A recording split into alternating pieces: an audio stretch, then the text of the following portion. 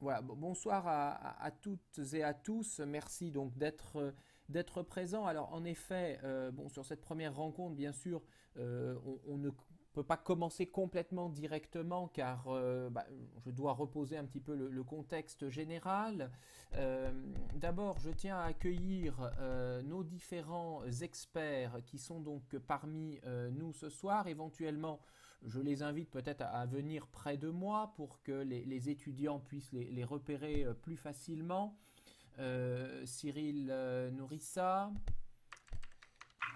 Thierry Bonnet, Henri-Jacques Mougin Bonjour. et en fait Bernard Huguetto. Alors en fait Bernard Huguetto et Thierry Bonnet sont connectés via le même avatar. En CO 2009. Bonsoir à tous. Bonsoir. Voilà. Donc je tiens particulièrement bien sûr à vous remercier hein, de votre présence dans le cadre de cette simulation. Je remercie bien sûr les étudiants qui sont bien avec nous ce soir. Alors, je vous propose, avant qu'on commence véritablement donc cette première phase de la simulation, qui donc ce soir va nous permettre d'assister à la désignation des arbitres et à la première rencontre entre les trois arbitres visant à la préparation de l'ordonnance de constitution du tribunal. Je vous propose de visiter rapidement, hein, de faire un aller-retour en fait dans le couloir derrière moi pour que vous ayez repéré les lieux qui sont désormais finalisés, dans lesquels nous allons nous retrouver aujourd'hui et bien sûr et les deux prochaines étapes.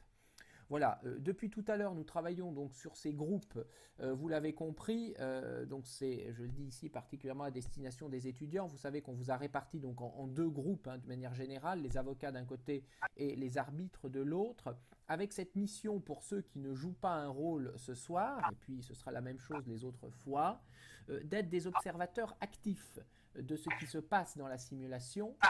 Et donc les chats de groupe que nous avons ouverts, hein, les groupes permettent de bénéficier de chats propres à chacun des groupes, vous permettent en tant qu'observateur d'échanger entre vous vos remarques et les éventuels conseils même que vous pouvez donner en direct à celle ou celui qui est en train d'interagir dans la simulation. Donc vous pouvez tout à fait être actif hein, et on vous invite à le faire dans le cadre de ces chats. Et voilà, je vous invite vraiment, on les enregistrera, ces chats, on les conservera ensuite comme trace de votre activité. Donc, essayez de mettre en fur et à mesure vos remarques par écrit dans ces chats conformément aux éléments et aux missions qu'on vous a attribuées par groupe. Voilà. Si c'est OK pour tout le monde, je vous propose à ce moment-là de me suivre et nous allons simplement donc parcourir, puisque toutes les salles se situent dans le couloir qui est maintenant face à moi, donc qui est le couloir de droite par rapport à l'atrium, afin que vous ayez pu donc bien comprendre où sont chacune de ces salles.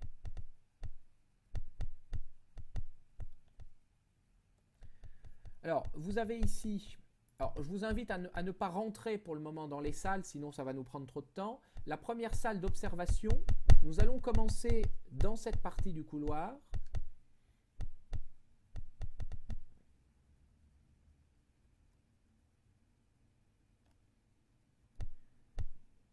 Voilà. Et derrière moi est l'entrée du bureau de Cyril Nourissa.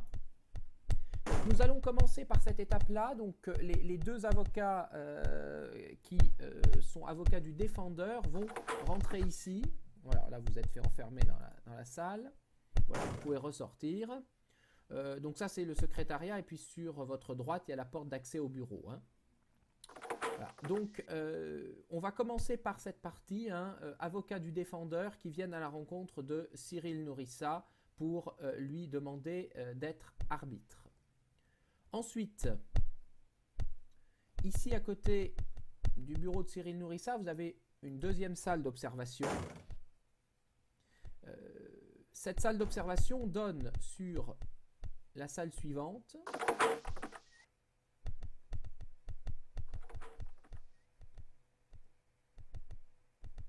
Je vais laisser un petit peu le groupe nous rejoindre. Hein. Je vais attendre quelques secondes parce qu'il y a des gens qui sont un peu loin encore derrière dans le couloir. Voilà. Les uns et les autres, on vous attend au bout du couloir pour vous faire visiter la suite. Thierry? Voilà, donc en fait, Thierry. ici se trouve la salle de réunion. Je me demande s'il n'y a pas Caroline qui a un Donc souci c'est dans cette salle de là-bas, réunion parce que- qu'aujourd'hui mais les je arbitres, sais pas, les trois arbitres pourront elle est au se fond, réunir pour la derrière les première deux, fois et discuter entre Faut la eux. téléporter. C'est également ici que se Qu'elles nous rejoignent tiendra parce qu'ils ont- l'audience certains ont du de mal à se l'expert déplacer, lors de donc la ceux qui sont deuxième vraiment étape coincés, faut et les enfin téléporter directement. l'audience Ça marche. arbitrale Je vais le mettre dans la en salle, troisième je vais étape. lui dire de se téléporter. Hop. Valérie? Enfin, Oui. Valérie, tu m'entends? on vous entend hein, quand vous parlez. Enfin, ici, vous voyez, il y a même, la porte est ouverte. Vous voyez, on a une troisième salle d'observation et au bout du couloir, on accède au bureau donc, que l'on aperçoit à travers la glace sans teint ici, qui est donc le bureau du deuxième arbitre. Donc ce soir, après la première étape, après la rencontre avec l'arbitre Cyril Nourissa, on viendra ici. Les avocats du demandeur viendront ici solliciter le deuxième arbitre. Est-ce que tout le monde est près de moi? Oui, l'essentiel. Peut-être quelques personnes qui ne sont pas autour de moi. Non, simplement pour vous dire donc que entre chaque étape, hein, on se déplacera comme ça en groupe pour aller d'une salle à l'autre hein, de manière assez directe. Hein. On vous laisse enchaîner directement les étapes les unes après les autres, hein, simplement le temps que le groupe se déplace. Mais on ne s'arrête pas spécialement, hein, juste le temps de se déplacer d'un groupe, enfin le groupe d'une salle à l'autre. Voilà, est-ce que c'est au bon pour tout le monde? Pas de questions particulières? Bien. Mais écoutez, je vous propose d'aller prendre vos places en fonction de ce que vous devez faire maintenant. Donc soit dans la salle d'observation, soit on va vous préparer pour rentrer. Vous pouvez rentrer dans le secrétariat de Cyril Nourissa et puis quand on pourra commencer, vous pourrez à ce moment-là rentrer dans son bureau.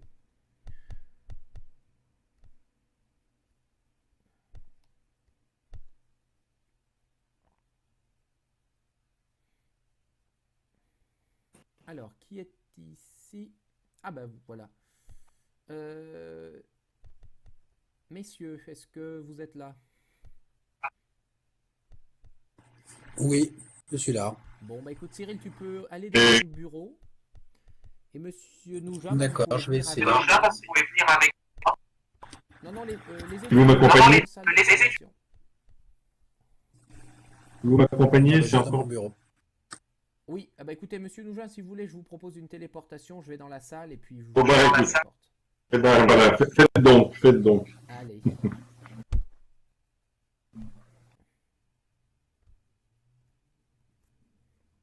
Allez, tout le monde s'installe.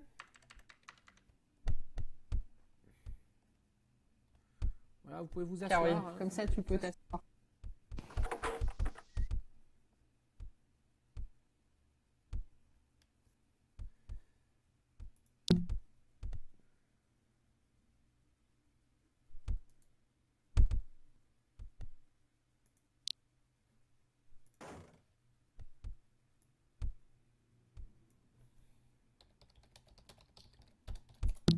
Stéphanie?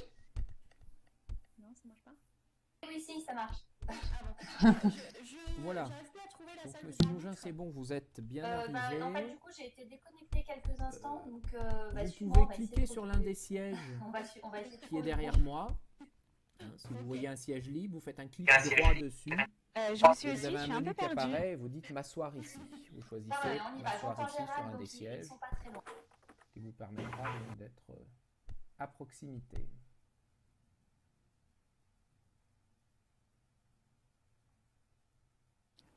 Caroline, si tu peux, il faudrait que tu avances de quelques places, tu entendrais mieux. Alors, on a Si un tu petit peux, problème. On a un petit problème avec Anna qui n'entend personne. Alors attends, j'ai perdu Anna moi, du coup. Je vais réactiver les bulles. Hein. Tant pis. Tac, tac.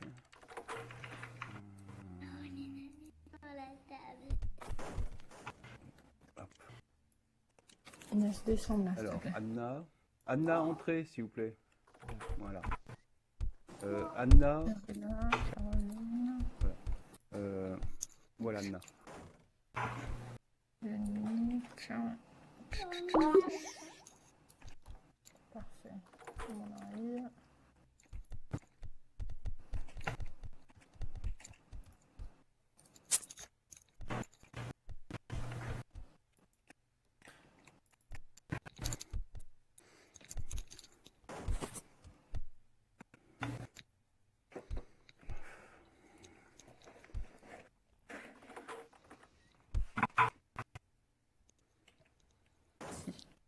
Alors, n'hésitez pas à vous asseoir en faisant un clic gauche sur l'objet et en cliquant sur m'asseoir ici.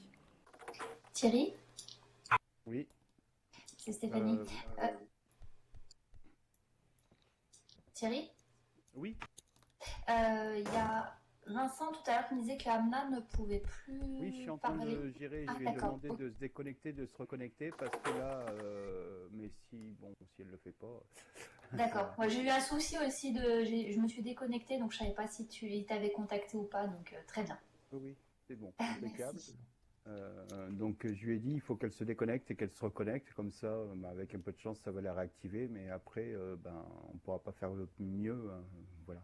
Si jamais ça ressaute encore une fois, voilà. Bien. Ok, merci. Voilà.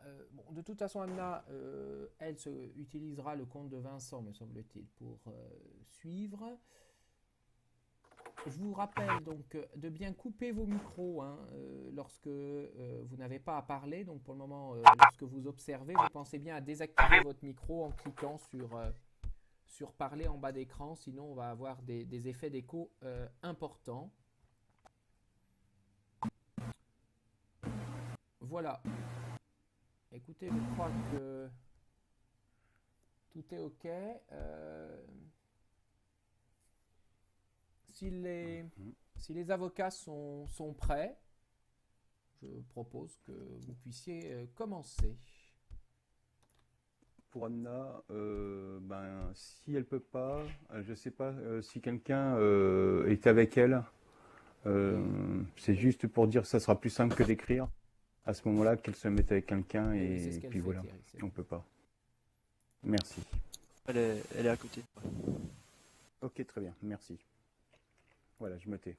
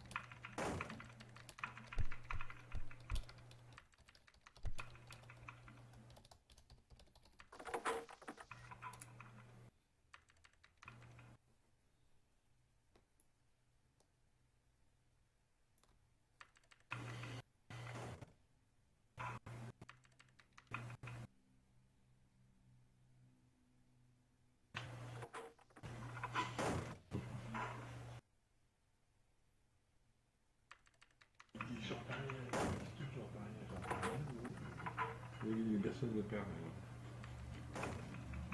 C'est normal, personne ne perd. On va trouver de transformation.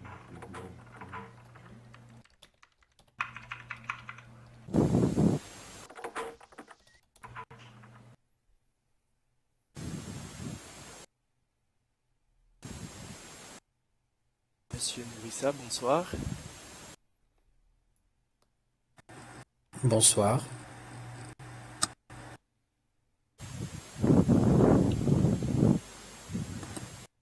Est-ce que vous m'entendez? Oui, je vous entends très bien. Eh bien, parfait. Asseyez-vous, je vous en prie. Merci.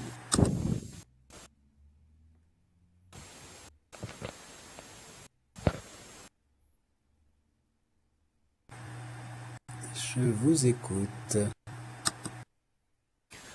Alors monsieur, nous sommes, Amna et moi-même, avocats pour la société Braun, qui est une société allemande. Et nous sommes ici devant vous, car nous souhaiterions vous choisir comme arbitre dans le cadre d'un litige que la société Braun, notre cliente, a avec une société française, la société Dupont. Alors brièvement, la société Braun a conclu un contrat avec la société française, la société Dupont, le 7 mars 2006. Donc ce contrat est un contrat de distribution exclusive de produits pharmaceutiques. Et notre cliente, la société Braun, donc, est le fournisseur, tandis que la société Dupont est le distributeur. Le problème étant que la situation s'est dégradée depuis que la vente des produits pharmaceutiques a chuté. Et notre cliente souhaiterait résilier de façon anticipée le contrat. Alors, ce que nous aurions à vous proposer est, si vous le souhaitez, on vous écoute si vous avez des questions, déjà suite à cette brève présentation du litige, ou est-ce que vous préfériez plutôt que nous vous exposions le litige de façon plus complète avec nos arguments? Merci de vos premières précisions. J'aurais peut-être d'emblée une question. Donc, vous me corrigez si je commets une erreur. Donc, on a un contrat de distribution. Vous souhaiteriez me désigner, je vous en remercie. Peut-être simplement une première question. J'imagine donc qu'il y a une clause compromissoire. Est-ce que vous pouvez me dire ce qu'il en est? Est-ce qu'il s'agit d'un arbitrage ad hoc ou d'un arbitrage institutionnel? Bien, il s'agit d'un arbitrage institutionnel prévu dans la clause contractuelle par rapport à l'institution qu'est la CIMA. Vous voulez dire, oui, d'accord, le CIMA, donc en la matière. Très bien. Peut-être vous êtes, si j'ai bien compris, demandeur à l'arbitrage. Alors, nous sommes demandeurs à l'arbitrage, mais ce que nous souhaiterions, c'est la rupture anticipée du contrat qui nous lie à la société Dupont. Je pense que la clause, je ne sais pas si vous l'avez sous les yeux, si vous pouviez m'en donner la teneur, mais je pense que la clause doit prévoir un arbitrage à 3. Est-ce que vous vous êtes déjà approché de votre adversaire pour avoir des éléments sur ce qu'il souhaite faire lui en termes de désignation et que l'on puisse regarder ensuite la manière dont les choses pourraient se dérouler et notamment bien sûr se poser la question d'une part la nature de vos demandes et d'autre part d'éventuelles difficultés que nous pourrions avoir dans la constitution du tribunal. Tout à fait. Alors petite précision, en fait, je m'excuse, j'ai effectué une erreur. Nous sommes bien défendeurs par rapport à la procédure d'arbitrage. D'accord. C'est la société Dupont qui est bien demanderesse. Sinon, par rapport aux modalités que nous avons tenté de mettre en place avec la société française, oui, nous avons tenté une approche puisque nous avons envoyé un courrier le 20 décembre 2013 à la société Dupont, où on informe cette société de notre volonté de rompre le contrat, puisque nous considérons que cette société n'a pas respecté ses engagements. D'accord, donc si je comprends bien, vous avez adressé ce courrier à la société et en réponse, la société vous a indiqué lancer la procédure d'arbitrage. Oui, c'est exact. Et est-ce qu'elle a d'ores et déjà fait part de la désignation d'un arbitre? Non, aucunement.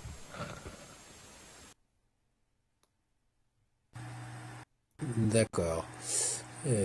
Bon, parmi les questions que l'on peut se poser, bon, naturellement la question de l'impartialité et de l'indépendance, je n'ai pas sous les yeux le règlement d'arbitrage du CIMA, mais il est certain que des questions de ce type doivent se poser.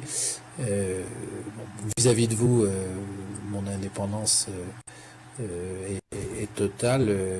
Pour prendre l'état de la jurisprudence actuelle de la Cour de cassation, je n'ai pas de relation d'affaires avec vous non plus d'ailleurs en réalité qu'avec la partie qui m'est désignée, mais la question aura un sens, peut-être, pourquoi pas, au regard de la désignation d'un autre arbitre, et bien sûr après du travail que nous aurons à faire, nous deux arbitres, dans la désignation d'un président.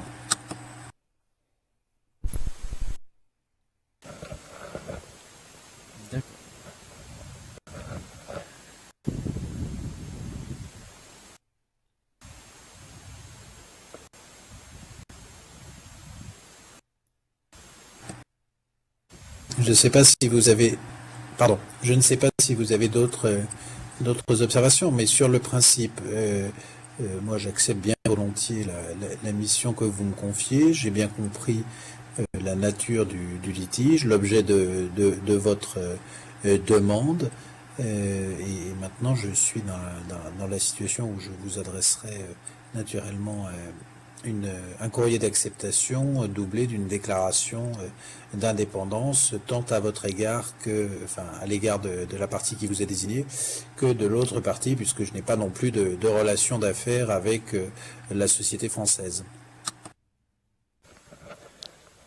D'accord. Et pour ce qui est des représentants de la société française, peut-être serait-il utile que nous vous transmettions leurs coordonnées? Oui, ce qui serait important, c'est la société en elle-même, une société que je ne connais pas, donc il n'y a pas de difficulté. En revanche, là encore, la jurisprudence est parfois un peu sévère sur les relations éventuelles entre l'arbitre et les conseils des sociétés, donc je ne sais pas qui sont vos confrères dans cette affaire, et je crois qu'il serait important que je puisse en prendre connaissance. Très bien, nous vous transmettrons toutes les coordonnées nécessaires par rapport aux représentants de la société française Dupont. Et bien maintenant que vous êtes plutôt d'accord pour participer à cet arbitrage, peut-être serait-il opportun que nous vous présentions plus en détail le litige, peut-être pour que vous puissiez vous forger une première opinion sur ce qu'il en est. Oui, je vous remercie, oui, bien sûr. Eh bien, je vais commencer, puis ma consoeur terminera l'exposé du litige. Donc, eh bien, la société Brown, notre cliente, s'est engagée à fournir à la société Dupont des produits pharmaceutiques, donc ça vous l'avez très bien cerné. La société Dupont, elle, en contrepartie, doit assurer la vente et la promotion de ces produits pharmaceutiques auprès de professionnels de la santé, qui sont des spécialistes. Ceci dit, la société Brown autorise la société Dupont à vendre de façon exclusive, et ce, sur un territoire donné, ces produits.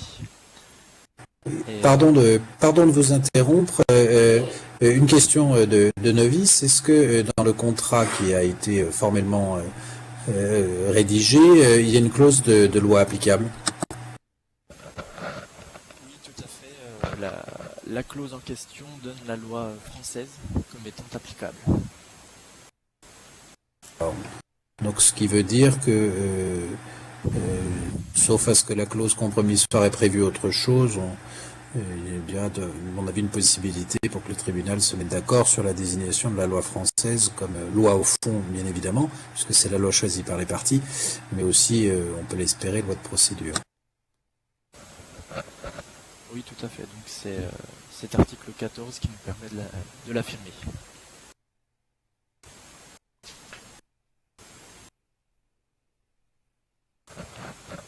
Alors pour la suite de l'exposé du litige, eh bien dans ce contrat, des prévisions de vente ont été élaborées, et ce, tous les ans, par la société Dupont. Elle doit les transmettre à la société Brown avant la fin du mois d'octobre. Or, le problème, et ce pourquoi nous sommes ici, c'est que depuis 2 ans, les ventes ont considérablement chuté. Et donc, comme nous vous l'avons précisé au début de cet entretien, nous avons tenté de joindre la société Dupont par une lettre envoyée le 20 décembre 2013, où l'on informe la société de notre volonté de rompre le contrat, puisque selon nous, la société française n'a pas respecté ses engagements. Alors, afin de fonder notre demande d'un point de vue juridique, tout d'abord, nous allons vous exposer les premiers arguments.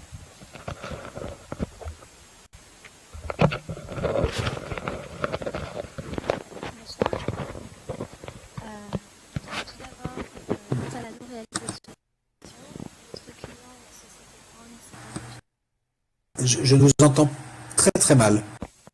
D'accord. Vous m'entendez mieux? Il y a un petit progrès, mais on va y arriver. Excusez-moi. Et là? Là, c'est parfait. Alors, je disais, premièrement, quant à la non-réalisation des prévisions faites par la société Dupont, notre client, la société Brown, s'était engagé au départ à fournir à cette société pharmaceutique.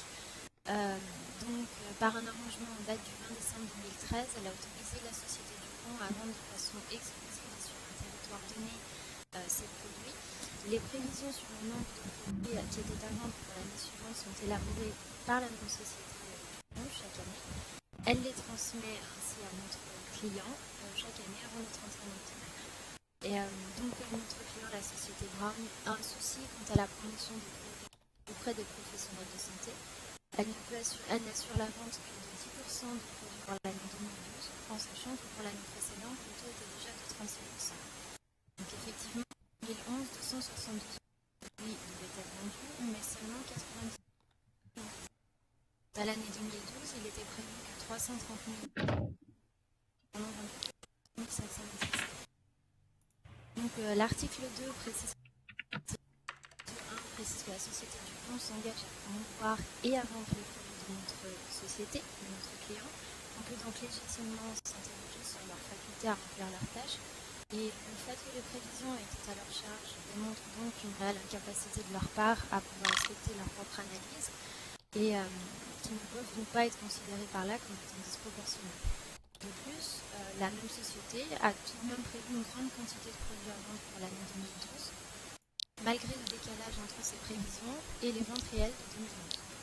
Donc, notre client, la société Brown, demande clairement à rompre le contrat de façon anticipée, puisque les engagements qui ont été pris par la société Dupont ne sont pas respectés et que rien ne laisse penser que la situation pourrait s'améliorer. Bah, écoutez, merci. J'ai bien compris, même si j'ai pas tout entendu, mais j'ai bien compris l'objet principal de vos demandes. Bon, je pense de toute façon que nous vous demanderons, lorsque le tribunal arbitral sera constitué, de préciser dans un courrier l'objet exact de ces demandes, mais cela permet en tout cas de délimiter le litige de manière assez précise.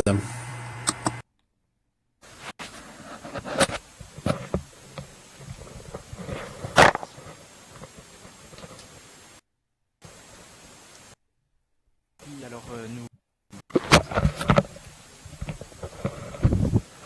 alors nous souhaiterions aussi préciser que, comme il a été exposé dans notre courrier du 20 décembre 2013,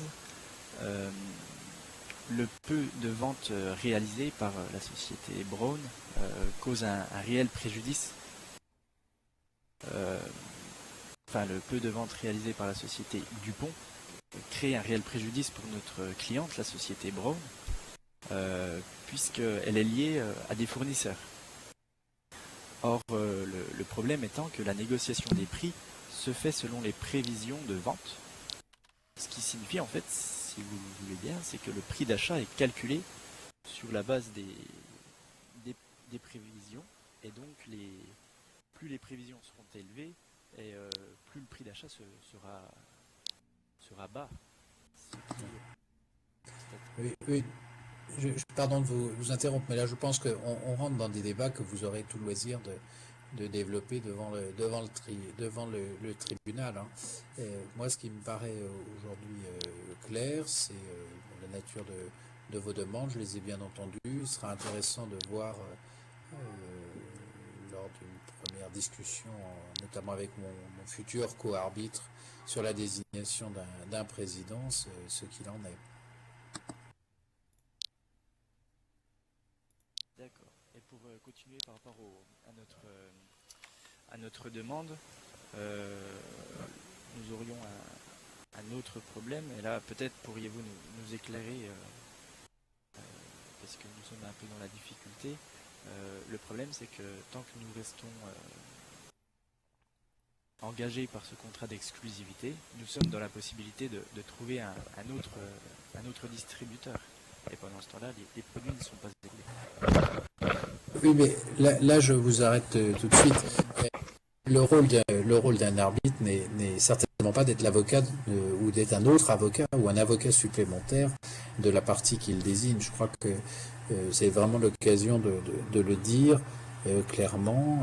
Je suis là bien sûr pour comprendre ce qui est la nature de vos demandes. Pour ce qui est de la dimension, je dirais davantage de conseil, ça n'est pas le rôle qui sera le mien. L'arbitre est celui qui tranche et il n'est pas là pour conseiller une partie.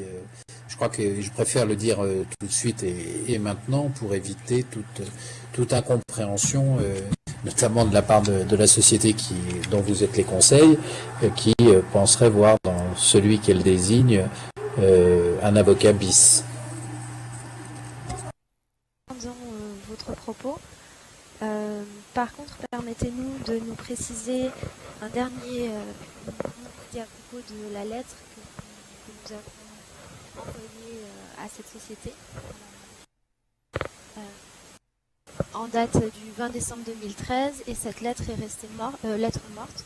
Nous avions proposé une solution amiable qui n'a pas été relevée par la société Dupont, ce qui nous laisse penser qu'elle n'est pas ouverte à une quelconque négociation amiable.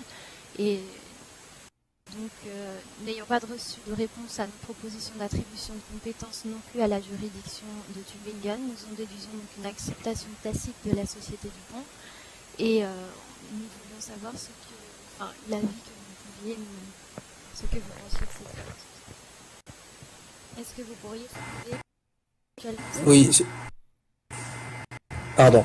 Oui, sur ce point, effectivement, là, il y a quelque chose qui me paraît important de souligner, qui est une solution qui prévaut en arbitrage international et en particulier en arbitrage international français. Nous serons dans les circonstances d'un arbitrage international, d'après la définition même donnée par le Code de procédure civile français, puisque, a priori, si j'ai bien compris, celui-ci va s'appliquer. C'est le principe compétence et le principe de priorité de l'arbitre sur tout autre mode de règlement des litiges. Donc je crois que dès lors que la clause compromissoire est valable, et en tout cas qu'elle n'est pas, comme dit le Code de procédure civile, manifestement nulle, la procédure d'arbitrage va pouvoir s'enclencher. Donc je crois que sur ce point, la saisine du tribunal arbitral ne fait pas, me semble-t-il, de difficultés particulières.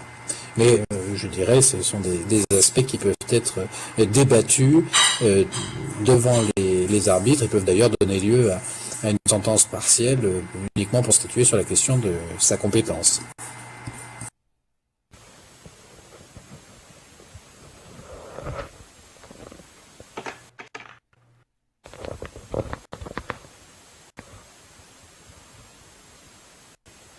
Est-ce que vous auriez quelques questions à me poser ou... Non, je crois que je vois bien le litige. Je ne constate pas de mon côté de difficultés particulières, je le répète, en particulier en matière d'indépendance. Ce sont des domaines, la distribution et singulièrement la distribution pharmaceutique, où j'ai pu être amené à être désigné à quelques reprises. Donc c'est un marché que je connais avec les difficultés qui sont les siennes, et notamment le fait que ce n'est pas un marché qui fonctionne, je dirais, par lui-même, qui est très tributaire, notamment d'un certain nombre d'intervenants comme les grossistes répartiteurs, mais qui est aussi très tributaire de la fixation des prix par les autorités. Donc je crois avoir une vision, je dirais, assez claire du litige, et en tout cas je vous remercie de la confiance que vous me faites. Donc ce que je vous propose, c'est à l'issue de cette réunion de vous écrire très officiellement en indiquant mon acceptation de principe de cette procédure, et deuxième élément, on vous en part en vous communiquant une lettre, une déclaration d'indépendance qui mentionnera que je ne vois en l'état aucun élément de nature à porter atteinte à mon impartialité ou à mon indépendance dans la présente procédure.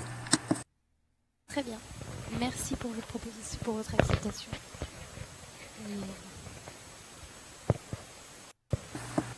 Et c'est moi qui vous remercie très sincèrement, et ne manquera pas naturellement de vous tenir au courant des suites, notamment lorsque mon co-arbitre aura pris contact avec moi, ou que j'aurai pris contact avec lui, et que nous aurons pu définir une suggestion de président de tribunal arbitral. Je vous remercie.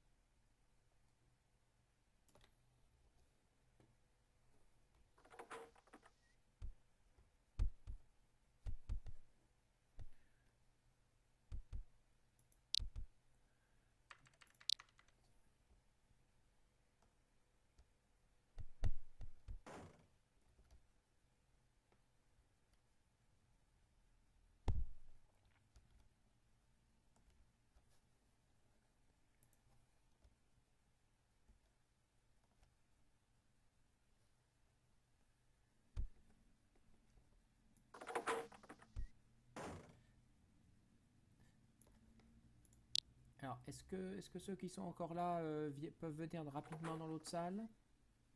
Je vais vous proposer des téléportations, hein, vous les verrez en haut de votre écran à droite.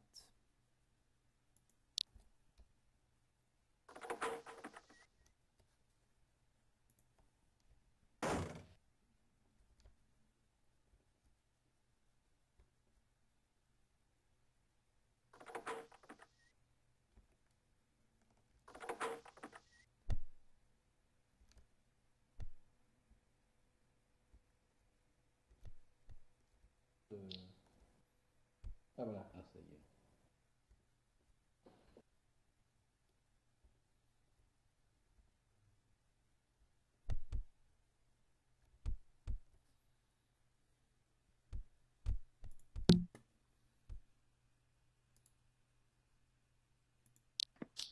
Bonjour. Oui, bonjour madame. Bonjour.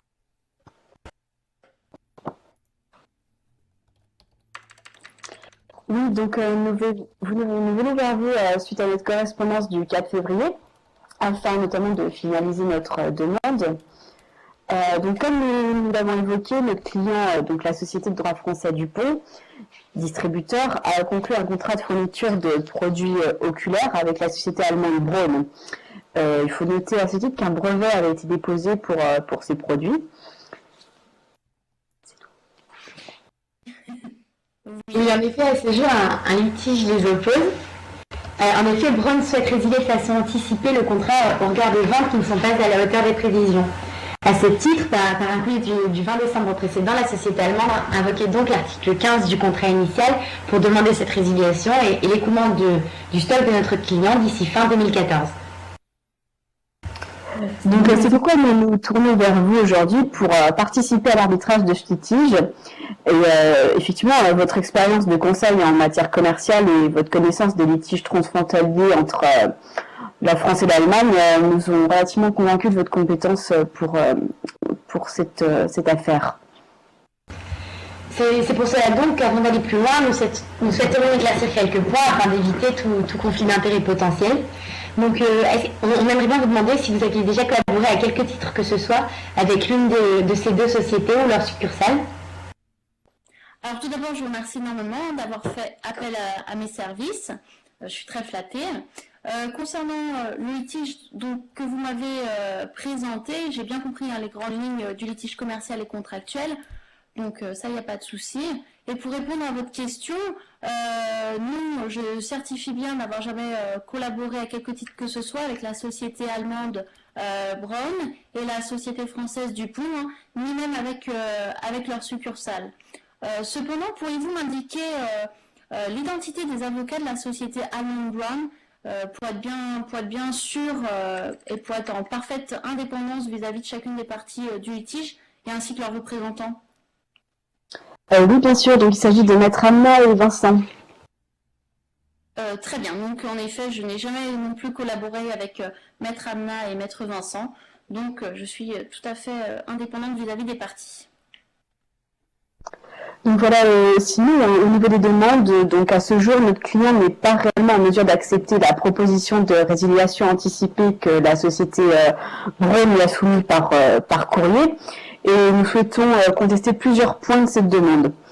Donc dans un premier temps, d'après l'article 15 du contrat, était stipulée une insatisfaction totale du volume de vente pour constituer une cause de résiliation anticipée.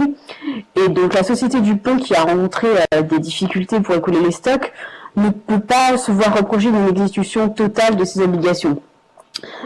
Puisqu'en effet, si elle n'a pas respecté les prévisions données, on peut considérer qu'elle a tout de même écoulé une partie du stock. Et ensuite, succinctement, le même article suggère en priorité une entente amiable entre les parties sur la résiliation anticipée. Et nous avons pu constater que Braun s'inscrit clairement dans une démarche d'opposition, n'ayant jamais pris de contact direct avec la société Dupont dès les premières difficultés dont elle avait eu connaissance. Aussi, il faut voir qu'il apparaît clairement pour Dupont impossible d'écouler le stock restant avant la fin avril. C'est pour ça que nous souhaitons aussi demander une prolongation de 4 mois supplémentaires. Et enfin, au regard du poids représente d'une part l'obligation de confidentialité auquel sera soumis notre client à la fin du contrat, et d'autre part l'exclusivité de l'engagement de Dupont envers Brown pour 5 ans, il nous semble qu'une compensation financière au prorata du temps d'engagement restant est à envisager. Également, mis à part toutes nos demandes et inquiétudes, nous souhaitons à titre accessoire vous faire part de la présence d'une clause attributive de juridiction au contrat qui désigne la district court de Landshut en Allemagne. Or, Brown, dans la lettre qu'elle adressait, proposait d'introduire le litige devant la district court de Tübingen. Donc, d'une part, il apparaît que la juridiction désignée par le contrat ne soit pas celle envisagée par Brown dans la lettre, et d'autre part, il est peut-être possible de questionner les enjeux de cette clause, sachant qu'une clause compromissoire existe, et c'est d'ailleurs par cette clause que nous nous tenons ici devant vous. Donc voilà, après une première présentation assez rapide des problèmes en jeu, nous vous demandons officiellement si vous acceptez la mission arbitrale que l'on vous propose. Je vous remercie énormément de me faire confiance. Donc après votre exposé vis-à-vis des faits, j'accepte évidemment la mission d'arbitrage selon les règles, comme vous l'avez dit, d'arbitrage du CIMA pour cette affaire Dupont-Brown. Je vous assure bien évidemment avoir connaissance des exigences du règlement d'arbitrage, et c'est bien évidemment que j'ai les aptitudes et la disponibilité requises pour exercer une telle mission. Donc, je pense que malgré l'exposé que vous m'avez fait des faits, il serait bien de conclure ensemble d'un rendez-vous pour que vous m'exposiez un petit peu plus en détail bien sûr tous les faits du litige. Je me permets juste de vous rappeler, donc bien évidemment j'accepte cette mission, de vous rappeler, maître, qu'une fois la nomination effectuée, il faudra cesser tout échange et toute communication directe entre nous. Je ne pourrai pas entrer en contact avec vous ou avec votre client, bien évidemment, sauf autorisation du président du tribunal. Très bien. Donc, afin d'officialiser peut-être cet accord, je vous enverrai très prochainement tous les documents nécessaires. Très bien, nous vous remercions. Il n'y a pas de souci. Je vous remercie à vous. Merci beaucoup. Au revoir. Merci beaucoup, au revoir.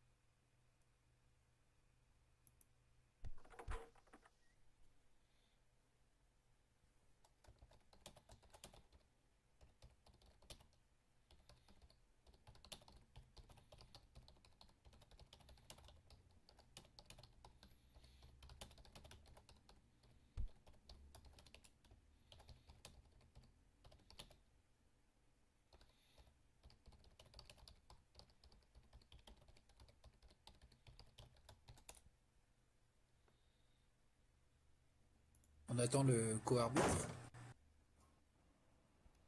ou le président?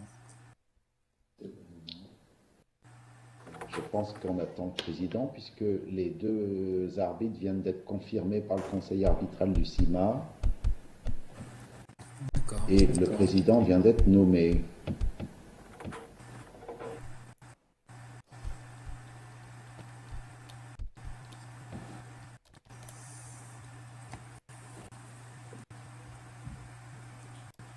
Bonjour, Caroline. J'ai été nommée présidente du tribunal du conseil arbitral par la CIMA.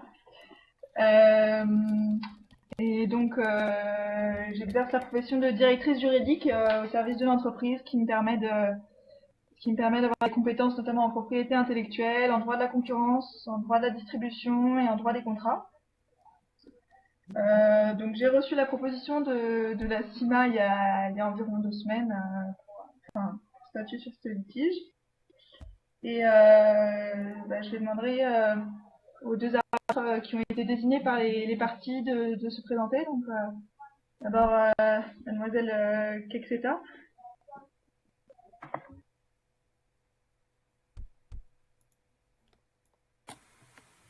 Oui, bonsoir. Alors, je me présente, donc je suis maître Carole Testard, donc domiciliée au 12 avenue des Champs-Élysées, donc à Paris, 8e arrondissement, et donc je suis avocate au barreau de Paris, spécialisée en droit du commerce international. Et donc j'ai été sollicitée dans ce litige par maître Lucille et maître Alexandra, qui sont représentantes de la société Dupont et qui sont demandeurs dans le cadre de ce litige.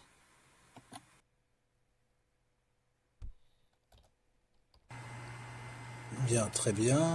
Cyril Norissa, moi j'ai été désigné par la société allemande dans ce litige.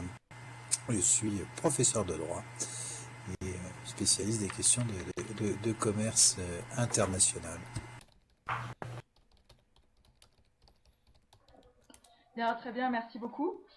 Je voulais savoir si vous avez pu discuter avec les 2 avocats des parties et voir en commun avec eux si vous n'aviez aucune relation précédente, relation d'affaires, si vous aviez déjà eu des relations avec éventuellement des filiales de la société Braun par exemple, ou si vous connaissez un des avocats à titre personnel.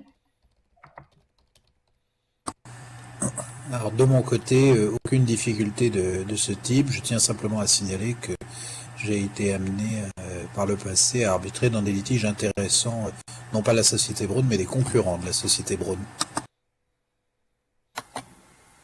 Et de mon côté, non, donc j'ai vérifié avec les avocats qui m'ont sollicité un éventuel conflit d'intérêts, et donc je n'ai collaboré ni avec les parties, l'une des parties en litige, ni avec leurs représentants.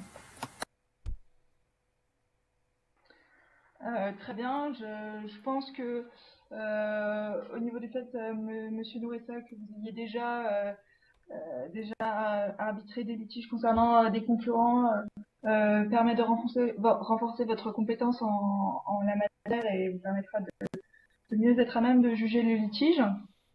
Je pense pas que ça pose de problème de ce côté-là. De mon côté, vis-à-vis de chacun d'entre vous, effectivement, j'ai jamais eu de relation professionnelle avec Carole Bexeta. Nous ne sommes jamais à ce qu'ils nous côtoyer. Par contre, j'ai eu quand j'étais jeune Monsieur Nourissa en tant que professeur de droit. Donc je voulais savoir si vous pensiez que c'était un fait de nature à porter atteinte à ma propre impartialité, vu que j'ai été nommée en toute indépendance par la CIMA, qui n'était pas au courant de ce fait. Alors, je crois que là, les choses sont très claires. Hein. La position de la Cour de cassation, c'est l'existence d'un courant d'affaires, de relations d'affaires, Je ne vois vraiment pas en quoi le fait d'avoir été une de mes étudiantes, ce qui prouve d'ailleurs que vous avez été bien formé, je ne vois pas en quoi ceci serait de nature à poser une difficulté, ce d'autant que c'était, si mes souvenirs, mais vous allez me le rappeler, en master, donc en master 1, donc il n'y avait pas, à mon sens, de difficulté particulière.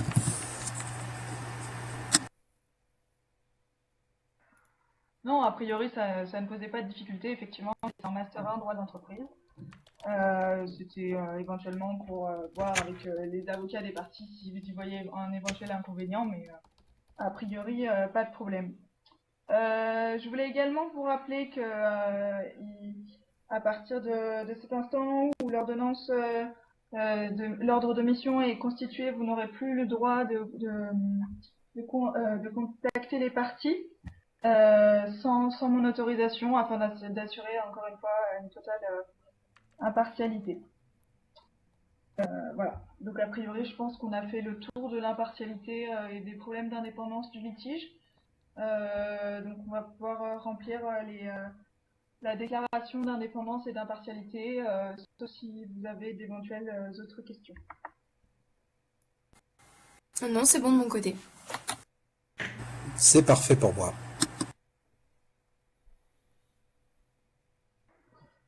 Bon, bah dans ce cas, on va se pencher plus précisément je vous propose de se pencher plus précisément sur le litige, sur l'affaire en question. Je vais laisser pour cela la parole à ma collègue Alexandra, pour voir comment on peut rédiger l'ordre de mission qui nous permettra de régler la question. Oui, bonsoir. Alors j'avais quelques questions. La première, est-ce que en quelques phrases, vous pouvez me resituer le litige pour être tenu exactement sur les faits? Je me permets simplement ici d'intervenir pour préciser qu'à mon avis, il est absolument utile de faire une présentation la plus simple possible, la plus limitée possible, et de renvoyer sur ce point ensuite à l'échange des écritures entre les parties qui permettront de délimiter le litige.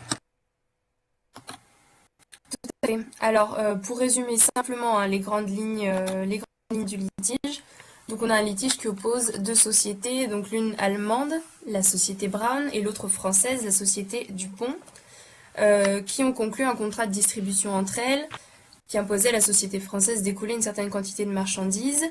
Mais apparemment, les objectifs n'étant pas atteints, la société allemande veut mettre fin au contrat de manière anticipée, ce que conteste la société française.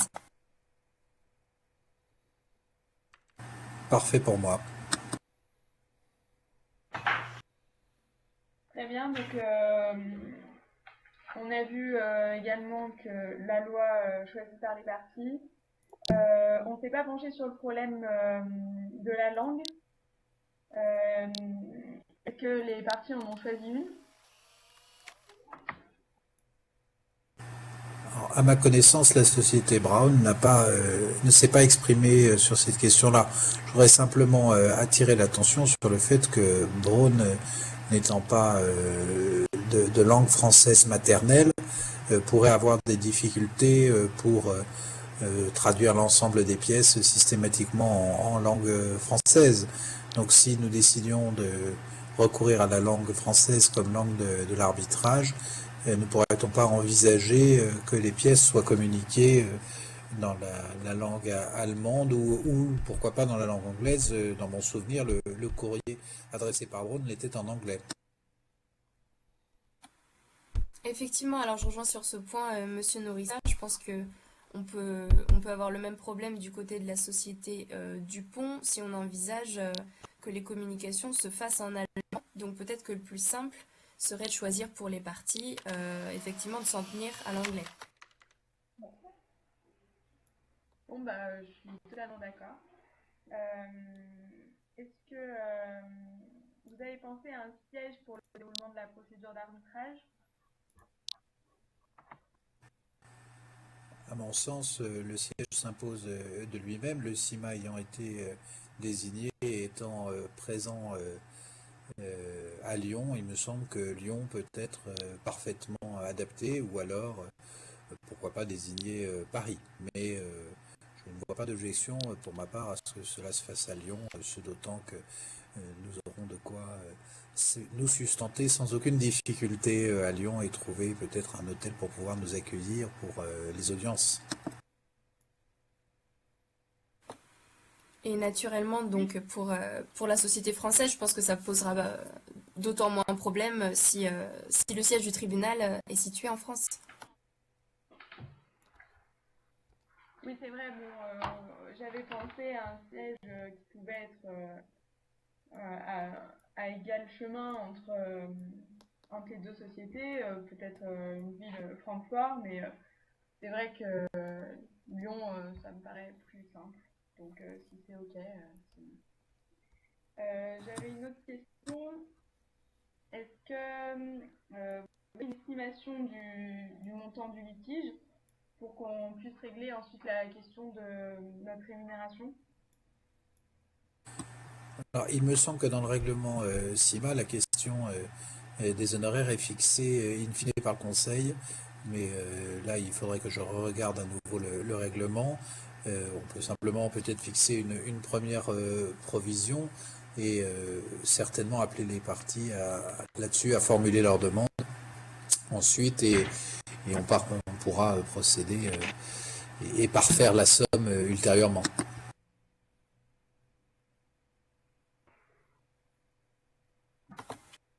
Oui, effectivement. Alors, surtout que les honoraires seront fixés d'après un barème qui prend en compte le montant du litige.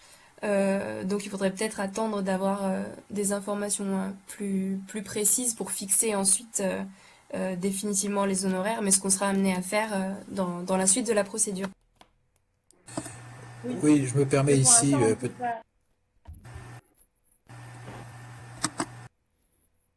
Pour l'instant, on ne sait pas le montant exact du litige. Oui, mais je pense qu'il peut être quand même intéressant de prévoir une première provision et d'ailleurs de stipuler une clause complémentaire si elle n'est pas fixée, qui serait de prévoir que toute partie peut se substituer à l'autre pour régler les honoraires, mais effectivement c'est le conseil arbitral qui fixe la provision au début et qui fixera l'intégralité des frais à la fin.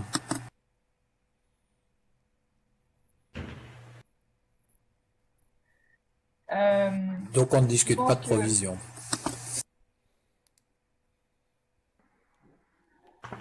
Je pense que vu les faits qui nous sont donnés, il y a quand même seulement 10 à 30% des chiffres d'affaires qui a été réalisé chaque année par la société. Donc le dommage semble quand même assez important. Je pense qu'on pourrait fixer une première provision à hauteur de, je sais pas, 20 000 euros, sachant que il faudra certainement faire intervenir des experts, à la fois des experts comptables ou des experts judiciaires pour constater toutes ces mesures et rassembler les preuves nécessaires ensuite au déroulement du litige. Oui, je reviens sur la question des provisions. J'ai sous les yeux le règlement du CIMA et c'est le conseil arbitral qui fixe ces questions-là. Donc je pense que sur ce point, on n'intervient pas. En revanche, d'accord sur l'ensemble des autres mesures évoquées. Oui, je rejoins Monsieur Nourissa sur ce point.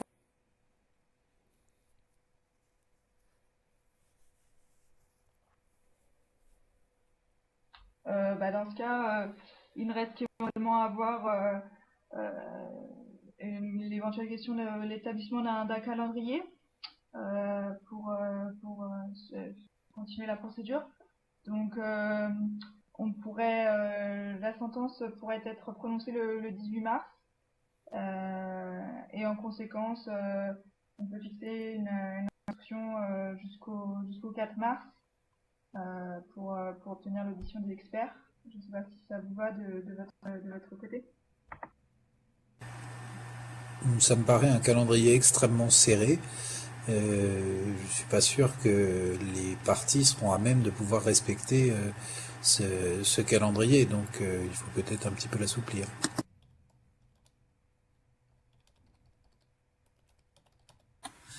Oui, alors peut-être que déjà, pour l'audition de l'expert, on pourrait effectivement laisser peut-être un délai plus long. Alors peut-être autour de mi-mars éventuellement.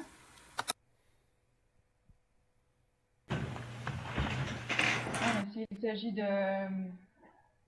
prendre en compte un timing réel, dans ce cas, je pense qu'on peut laisser environ 3 mois, 3 à 6 mois pour l'instruction et je crois que non, c'est un peu trop. Peut-être 2 mois. 2 mois pour l'instruction et statuer avant l'été pour ne pas laisser la situation s'aggraver.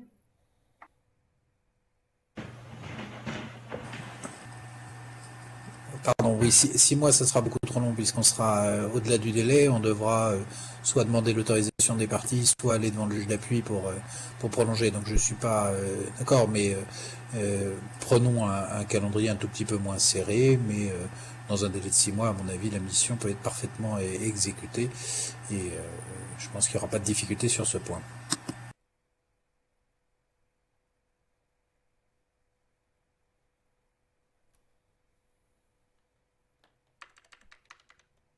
Bon, bah, il me semble qu'on a tous les éléments pour rédiger l'acte de mission.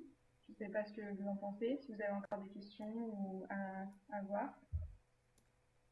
Je propose que notre présidente rédige ce calendrier, nous fasse une proposition et on vous donne un retour immédiat sur cette proposition.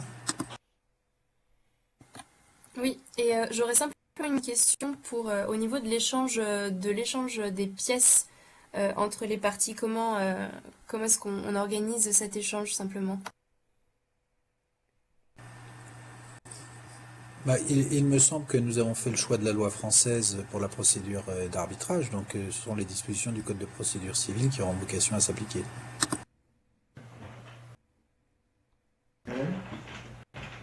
Bon, bah, très bien. Très bien. Si tous les détails ont été vus, dans ce cas, nous allons nous atteler à rédiger cette ordre de mission. Nous l'enverrons aussi rapidement que possible. Merci. Merci à vous. Très bien, merci beaucoup.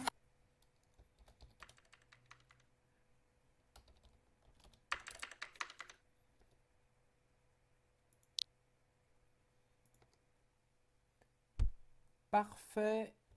Merci beaucoup. Je crois que nous sommes parvenus à la fin de notre première étape. Alors j'invite Cyril Nourissa, Carole à nous rejoindre de l'autre côté du mur pour que nous puissions procéder au débriefing. Alors selon l'habitude désormais prise, je vais proposer à Cyril Nourissa une téléportation car à tout seigneur, tout honneur, nous devons l'aider dans ses déplacements. Voilà.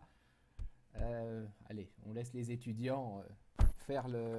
C'est l'âge. Voilà, voilà, les étudiants sont jeunes, on les laisse courir autour de la salle. Est-ce que juste peut-être, voilà, si les experts, donc Cyril Nourissa, Monsieur Nougin, Monsieur Bonnet, vous pouvez voilà, venir près de moi à l'avant, comme ça nous serons face à l'ensemble des étudiants, ce sera plus facile pour vous écouter. Comme je suis, Henri-Jacques Nougin, comme je suis beaucoup plus âgé que Cyril Nourissa, il faudrait me téléporter. Vous êtes au bon endroit également. en fait, vous êtes juste à côté de moi. Ah, bah très bien. Éventuellement, si vous tout va retrouvez bien, votre alors. avatar, vous serez face à tout le monde et ce sera parfait. Même chose pour vous, Monsieur Bonnet, voilà, il suffit de vous retourner éventuellement en utilisant les flèches, comme ça. Oui, déjà il faut que ce... Voilà. Morgane, Un vous peu de essayez de recul. trouver une place pour vous asseoir.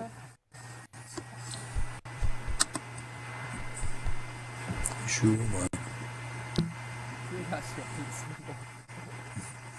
Je n'arrive pas. À me retourner, mon non plus. Non, mais c'est bon, t'inquiète. Ah, Ouais, non. Ah ben ça y est. Bon, alors. Morgane, essayez de vous asseoir ou de vous mettre un petit peu sur le côté, là, un peu au centre de la salle.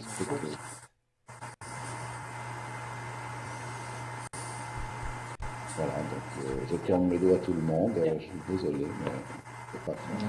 Il suffit d'utiliser les flèches gauche ou droite. Ah non, ça est quand même convaincu. Voilà, c'est bon. Bien. Vous pouvez juste recouper vos micros tous une toute petite seconde et je vous repasse la parole.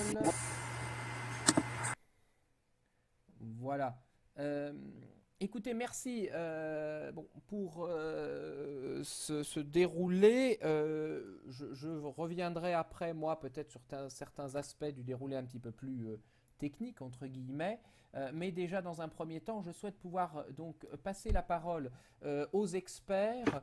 Alors, sans aucun ordre, sans aucune hiérarchie, mais peut-être vais-je passer en premier la parole à Cyril Nourissa, car il avait la double charge d'être à la fois expert mais également acteur en jouant ce rôle donc de l'un des deux arbitres et donc avec un regard qui sera peut-être d'abord le regard de l'intérieur de la simulation avant d'avoir le regard des autres qui était légèrement plus extérieur. Oui, j'aurais simplement une observation. Je pense que l'on a passé beaucoup de temps à débattre j'allais dire du fond juridique de l'affaire, alors que l'arbitre n'est pas là, et comme je l'ai dit à un moment, pour jouer un rôle de quelconque conseiller en la matière. Donc, ce qui est important, c'est de bien exposer effectivement la nature du litige pour comprendre quelle sera l'étendue de la mission du tribunal, mais passer beaucoup de temps à expliquer la nature de la demande. Les parties auront le temps de le faire ensuite par l'échange de leur mémoire. Donc ça, c'était peut-être un point qui posait une petite difficulté. Ensuite, effectivement, il y avait probablement la nécessité de travailler davantage le règlement du CIMA pour voir ce qui relevait effectivement du tribunal arbitral et ce qui relève du conseil arbitral. Voilà les deux observations. Merci. Si les autres peuvent penser à couper leur micro, on a un écho, je crois, de votre côté, Monsieur Bonnet. Voilà, merci. Moi, bien sûr, alors j'invite les étudiants à prendre la parole s'ils désirent poser des questions sur ce qui s'est passé au fur et à mesure. Moi, j'ai une première question. Simplement, quel a été le sentiment, je veux dire, vraiment, en tant qu'arbitre qui vit régulièrement des arbitrages. Alors, on a bien compris que tu étais quelque peu déçu de ne pas être président de ce tribunal et que tu manifestais ton mécontentement en restant debout sur la table. Bon. Tu te moques de moi, c'est inadmissible, je vais quitter cette table. Non mais je sais pas comment on fait pour s'asseoir. Mais on n'apprend pas ça à la fac de droit, de s'asseoir dans Second Life. Donc voilà, mais maintenant je sais, donc je le ferai la prochaine fois, c'est promis. Non, en revanche, quel était vraiment le sentiment est-ce qu'il y avait un sentiment de proximité par rapport à ce type d'entretien qui se déroule dans la réalité, avec quand on reçoit quelqu'un qui vient te proposer d'être arbitre, voilà, ou de la rencontre qu'on a pour la première fois avec ses co-arbitres et le président, ou est-ce qu'au contraire, il y avait certaines différences? Tu veux que je parle ou on laisse les autres experts s'exprimer? Je te demande ton sentiment puisque tu étais à l'intérieur et puis bien sûr la question pourra être adressée aux autres de la même manière. Oui, alors attends.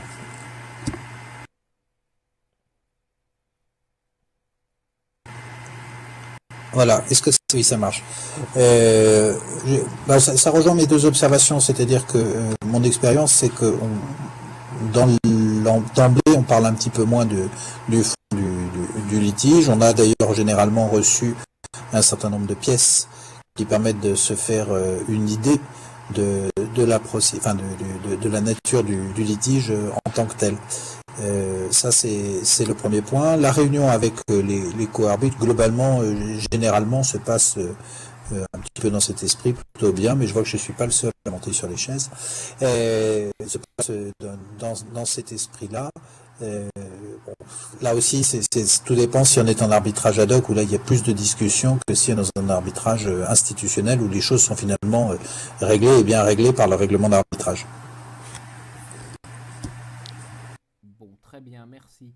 Je passe éventuellement d'abord la parole s'il y a des questions pour Cyril Nourissa de la part des étudiants.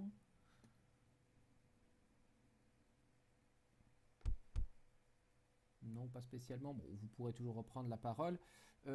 Peut-être à ce moment-là, je passe la parole à Monsieur Bonnet puisqu'on a quand même pas mal évoqué, puis vous êtes intervenu en fait à travers le chat écrit plusieurs fois sur les aspects du règlement du CIMA, etc. Donc en effet, votre sentiment sur tous ces aspects, sur la manière dont ça s'est déroulé. Alors, une première chose, ce qui est très important et qu'il faut que nous comprenions bien tous, c'est la différence entre l'arbitrage ad hoc et l'arbitrage institutionnel. Notre simulation est placée sous l'égide du CIMA et donc de son règlement. Et classiquement, il y a deux grandes phases dans la mise en œuvre d'un arbitrage. Il y a ce que l'on appelle la phase administrative, mais beaucoup d'usagers de l'arbitrage, et y compris d'ailleurs d'avocats, confondent cette phase administrative qui précède la constitution du tribunal avec la phase juridictionnelle proprement dite. Lorsque le président réunit ses co-arbitres, on considère, règlement du CIMA, mais règlement de la plupart des organismes d'arbitrage, que le tribunal est définitivement constitué. Ça veut dire quoi? Ça veut dire que les curriculum vitae, les déclarations d'indépendance des deux arbitres et du président ont été contradictoirement soumises à l'examen des parties, que les parties ont fait toutes leurs observations, au besoin ont demandé la récusation, et que le conseil arbitral, et non pas le tribunal arbitral, le conseil arbitral a confirmé ces trois arbitres. Donc, lorsque le président se réunit avec les co-arbitres, ce n'est pas pour discuter de nouveau et de vérifier de nouveau leur indépendance, leur impartialité.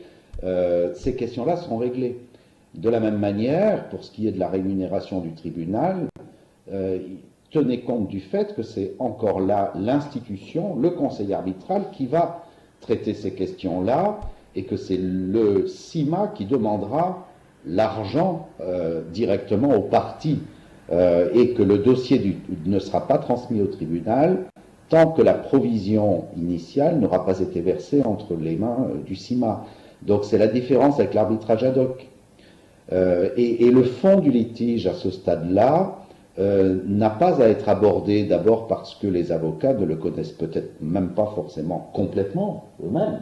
Je parle sous le contrôle de Bernard Huguetto, mais parce que c'est trop tôt. C'est beaucoup trop tôt. On a besoin à ce stade-là d'éléments d'information quasiment objectifs qui permettent de constituer le tribunal et qui permettent de fixer la provision. Voilà. Donc là, j'ai eu le sentiment, si vous voulez, qu'il y avait la confusion entre cette phase administrative et cette phase juridictionnelle. On parlait trop du fond du litige, notamment dans la discussion avec l'arbitre pressenti. La préoccupation de l'arbitre pressenti, c'est de voir tout de suite s'il n'y a pas des conflits d'intérêts et s'il est disponible en termes de temps, s'il pratique les langues éventuellement qui seront discutées dans le cadre de cette procédure. Ici, on a au moins l'allemand, le français et probablement l'anglais, qui pourrait être la langue de compromis. Donc c'est vraiment des questions de conflit d'intérêts, de capacité linguistique, de capacité juridique, certes, mais enfin, bon, en principe, l'arbitre que vous choisissez est présumé être un bon juriste, mais certainement pas le détail du fond du litige, parce que ça le mettrait déjà dans une situation périlleuse. Connaissant trop le fond du litige, il pourrait être suspecté de partialité, justement. Alors, justement, voilà. Peut-être une question à vous-même et puis à Monsieur Nougin, qui d'ailleurs peut-être du coup en profiter aussi pour nous donner son sentiment général sur la manière dont les choses se sont passées. qu'avez-vous pensé de la réaction qui a été celle de Cyril Nourissa au moment où bon, les avocats ont avancé quand même assez loin dans l'explication du litige et sont même allés jusqu'à quasiment demander des conseils sur le fond de l'affaire? Alors, Henri-Jacques Nougin, vous m'entendez? Très bien, très bien, très bien. Bon, parfait. Alors, moi, mon opinion sur ce point particulier, c'est que Cyril Nourissa a été, comme à l'habitude, pleinement subtil. J'aurais interrompu les avocats bien avant qu'ils commencent à plaider leur dossier. Et sa réaction qui consiste à dire on n'est pas là pour donner des conseils était évidemment parfaitement opportune. Mais ça a déjà été dit. Sur le premier contact, celui qui avait eu avec Cyril Nourissa, j'ai relevé, bon, je le signale quand même, pour des avocats qui viennent présenter un dossier qui ne savent pas s'ils sont demandeurs ou défendeurs, c'est un peu gênant. Sur les deuxièmes avocats, le deuxième entretien, j'ai relevé qu'on disait à l'arbitre qu'on était relativement convaincu de sa compétence. C'est peut-être pas tout à fait la manière la plus élégante de se présenter ou d'aller solliciter l'intervention d'un arbitre. Mais l'arbitre n'a pas été froissé puisqu'il était apparemment très honoré même de la relativité de sa compétence. Et puis sur cette deuxième équipe, l'attention aussi dans la présentation des choses, quand on dit il n'y aura plus de contact entre nous, mais on va prendre un rendez-vous pour vous exposer de manière plus détaillée notre position, c'était évidemment inopportun. Et puis, on a évoqué là une autorisation du président du tribunal arbitral. Alors, je crois qu'il faudrait bien préciser que le président d'un tribunal arbitral, et ça a été évoqué après sur les questions d'indépendance et d'impartialité dans la réunion du tribunal, le président du tribunal arbitral n'a pas de vraie supériorité par rapport aux autres arbitres. Les trois arbitres sont au même niveau, c'est d'ailleurs la raison pour laquelle parfois certains préfèrent appeler le président tiers arbitre, mais en tout cas il n'a pas d'autorité fonctionnelle ou juridictionnelle, peut-être morale si la ligne était choisie, mais ce n'est qu'un troisième arbitre, et c'est en tout cas sûrement pas au président du tribunal arbitral de trancher ce type de difficultés, les problèmes d'autorisation, de contact d'un arbitre avec des parties, ça sûrement pas. J'aurais deux autres points à évoquer rapidement. On n'a pas du tout, personne n'a évoqué la possibilité, le choix, l'option que laisse le règlement du CIMA de statuer en droit ou en amiable composition. Personne, il est apparu qu'il était acquis pour les deux parties que le président du tribunal arbitral serait désigné par le CIMA. Or, ce n'est pas ce que prévoit le règlement du CIMA. Le règlement du CIMA dit que c'est normalement le conseil arbitral qui choisit le président, mais les parties peuvent en convenir différemment. Attention, il y a évidemment aucune arrière-pensée dans mon esprit par rapport au CIMA ou à tout autre centre institutionnel, mais la liberté qu'ont les deux arbitres de choisir le troisième arbitre ne doit pas être négligée. Ça serait trop long d'expliquer pourquoi, mais c'est une liberté qu'ils ont quand ils l'ont, et ça vaut au moins la peine d'y réfléchir.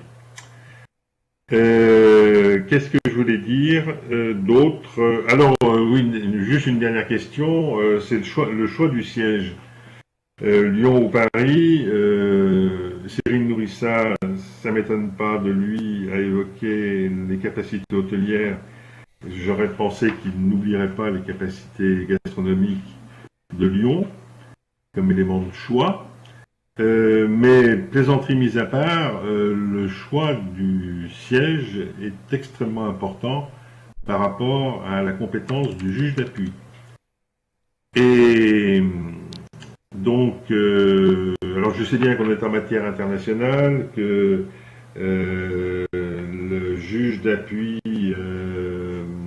normalement doit être celui, la compétence d'être celle du président du tribunal de grande instance de Paris, sauf s'il y a une clause contraire, etc. Mais enfin bon, le siège n'est pas que l'endroit où l'on se réunit. D'ailleurs, on peut se réunir, un tribunal arbitral peut se réunir en dehors du siège, mais faire très attention à cette question, parce qu'il en va de la bonne solution des incidents de procédure,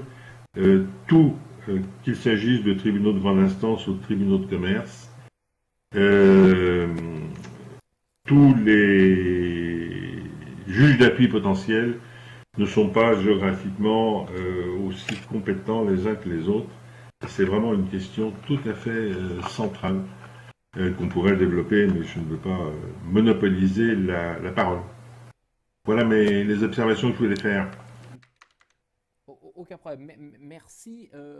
J'imagine d'ailleurs qu'elles appellent peut-être des questions, remarques, que ce soit de la part des autres experts ou des étudiants. Juste un petit point, parce que, excusez-moi, je vois sur le chat qu'on dit là ou le CIMA.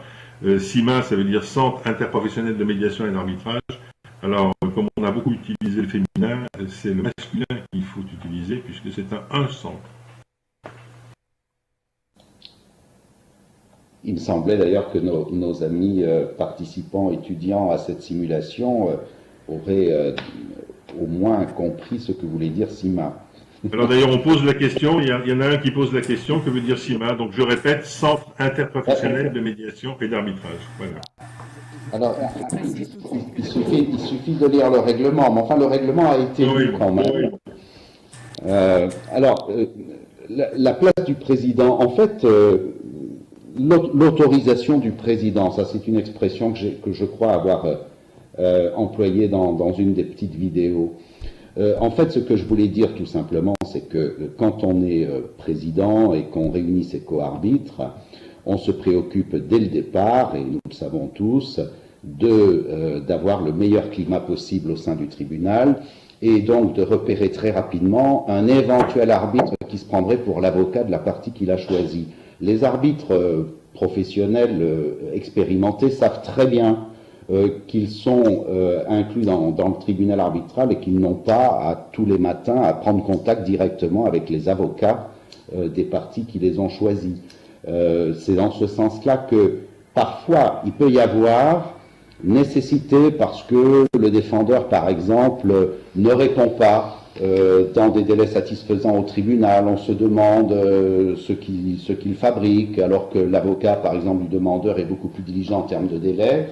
Il se peut qu'à tous les trois arbitres, on se dise, bon bah tiens, passez donc un coup de fil aux avocats pour savoir s'ils ne sont pas en train de transiger ou pas, parce que le tribunal n'est pas informé. Mais c'est vraiment ce sont des cas exceptionnels. Il s'agit évidemment parfaitement d'accord. Voilà, je voulais bien que tout le monde comprenne que le président n'a pas autorisé. Cela étant, le président est quand même l'arbitre qui fait le plus gros du travail.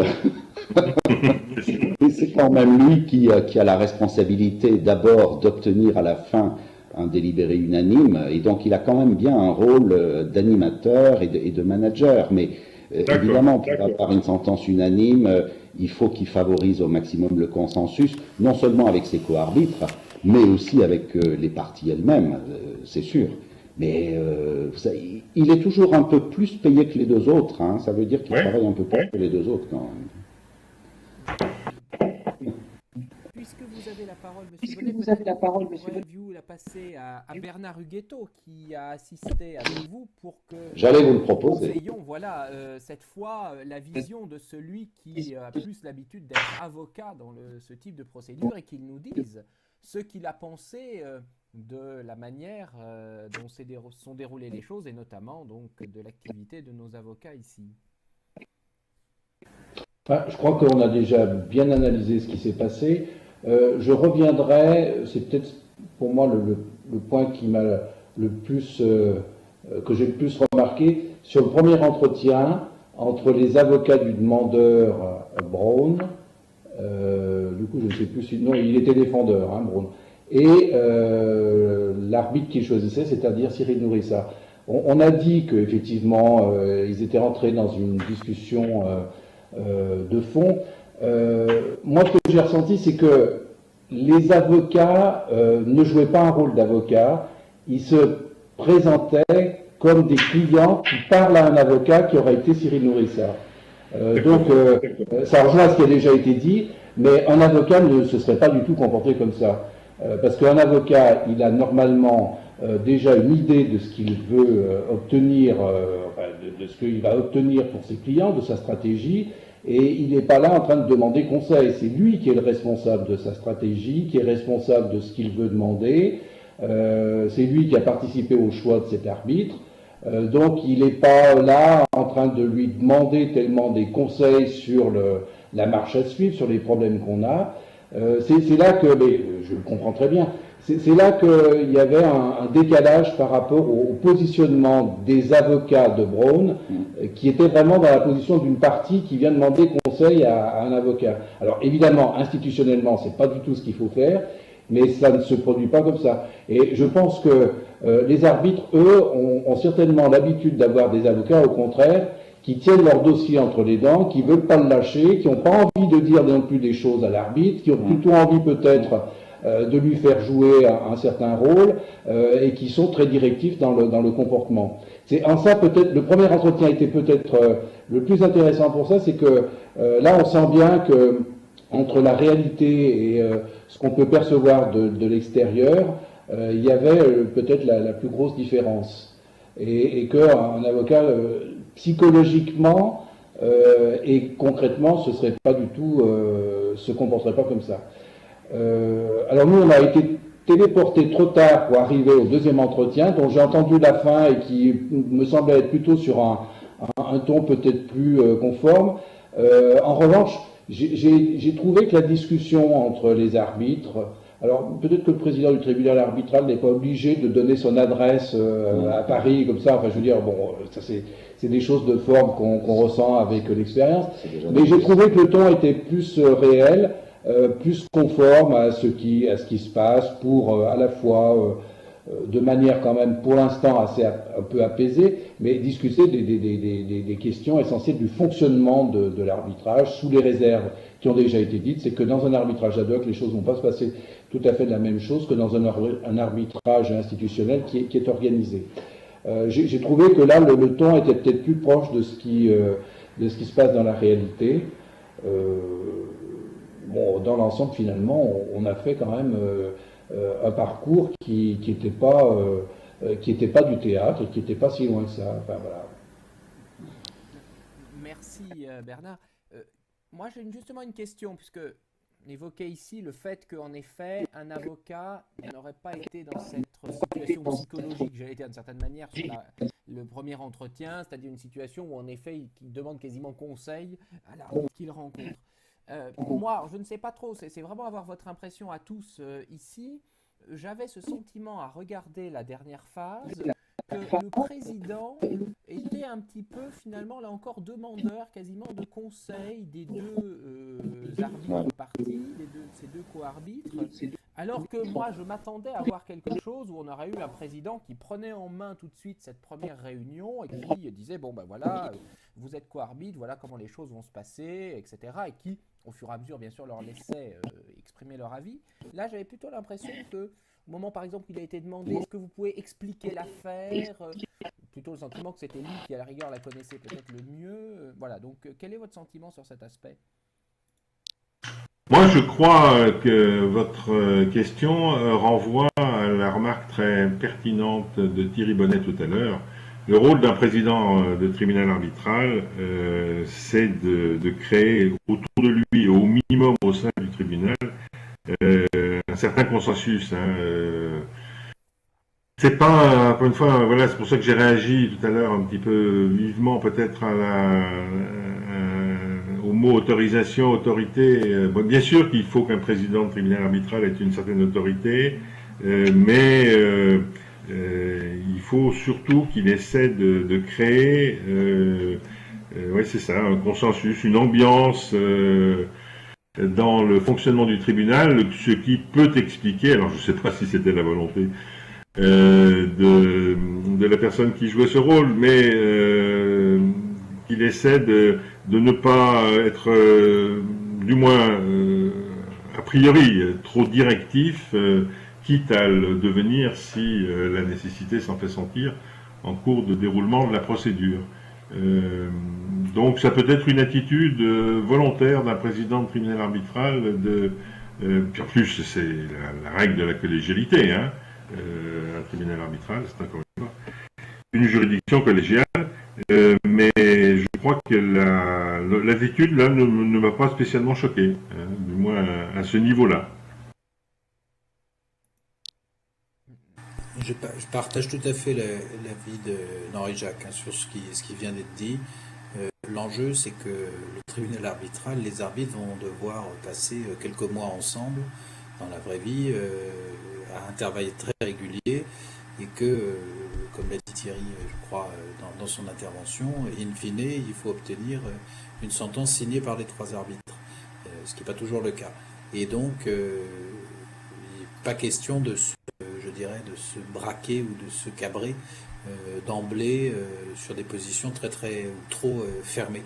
Et la deuxième observation, après, tout ceci est aussi fonction de la personnalité des arbitres, de leur autorité naturelle ou pas. Est-ce que ce sont des grands spécialistes? Est-ce qu'ils sont unanimement reconnus ou pas? Donc là, on trouve des situations qui sont extrêmement variables dans la réalité. Écoutez, parfait. Il serait peut-être intéressant que Caroline, qui était notre présidente, nous donne son point de vue, du coup. Je sais pas trop quoi dire. C'est vrai qu'on a pensé avec Alexandra refaire un petit point sur l'affaire parce que je pensais qu'on n'était pas censé en avoir prédiscuté, pas censé connaître le dossier, donc c'est pour ça qu'on a reprécisé ce point. Après,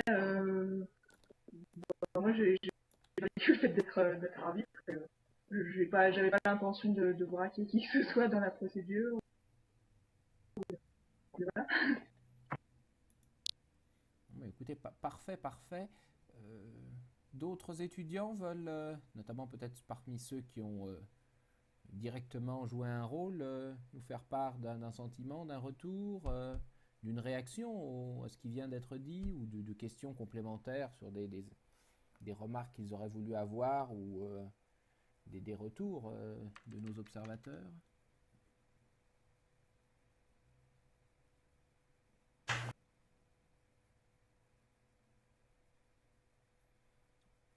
Voilà, si vous voulez poser une question, vous pouvez vous lever, mais en tout cas, vous pouvez directement prendre la parole, hein, on n'est pas si nombreux que...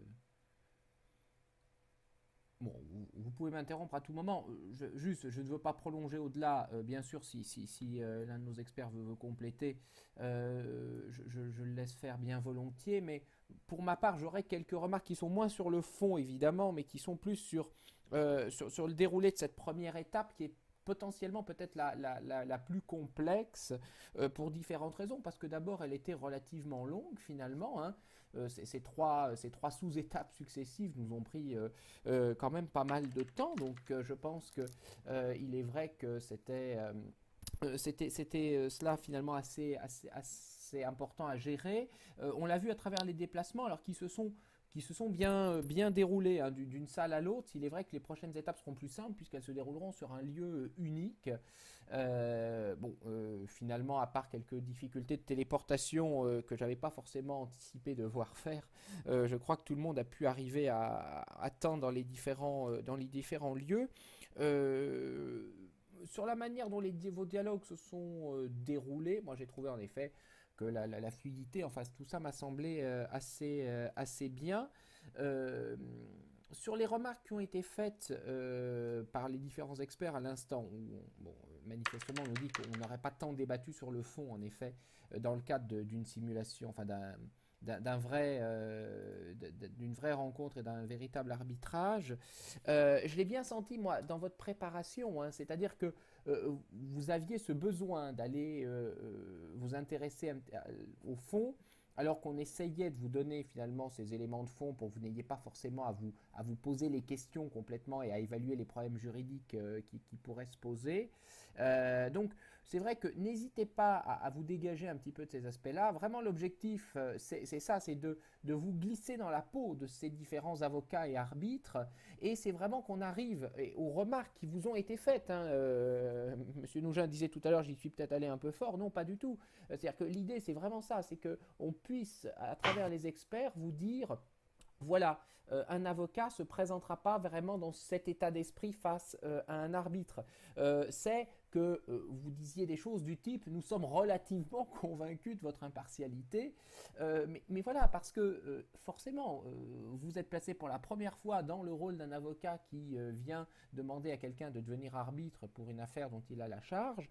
Et c'est ça l'intérêt de ce que nous faisons ici, c'est vraiment que vous puissiez finalement tenter de vous exprimer et que des gens qui, eux, ont l'expérience, l'expertise, etc., vous disent, voilà, moi, ce que j'ai vu comme petite différence, comme positionnement qui n'était pas exactement parfait, comme ton qui n'est pas tout à fait le bon à utiliser à tel ou tel moment. Donc vraiment, c'est vraiment là le cœur de ce qu'on a recherché et que je crois qu'on a vraiment réussi déjà ce soir. Voilà. Et si je peux me permettre d'ajouter, oui, juste quelque chose, un conseil aux avocats présents et futurs.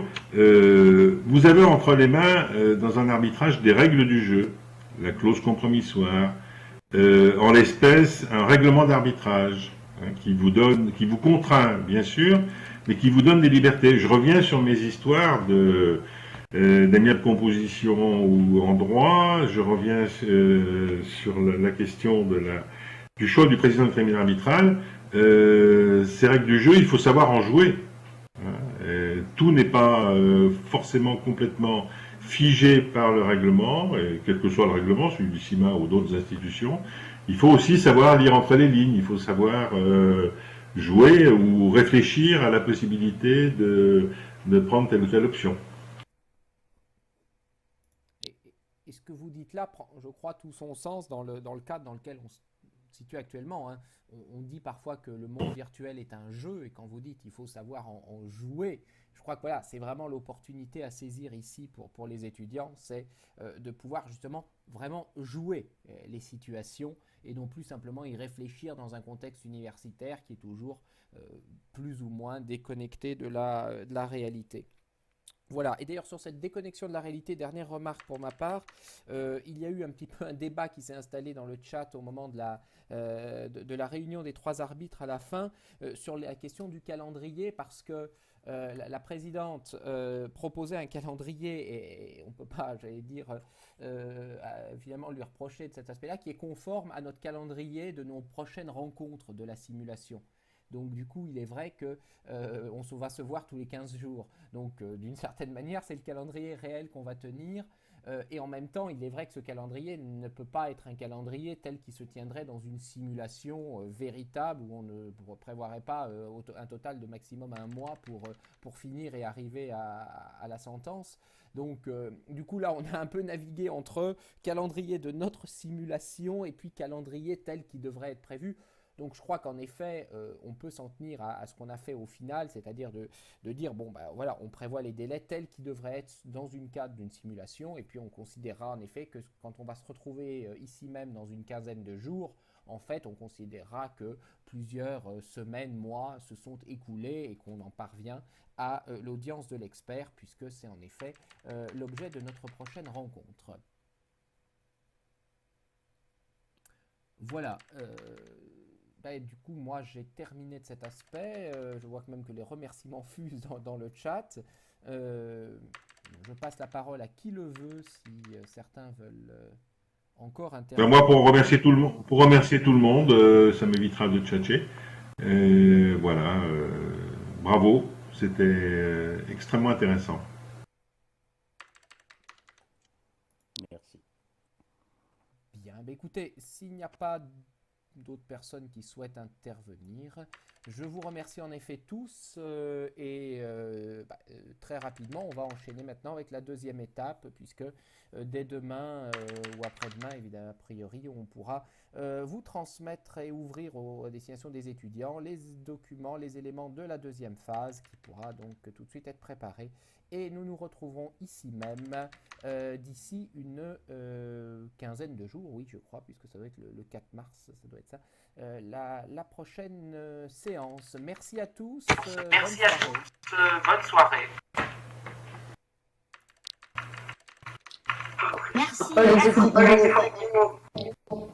Merci beaucoup.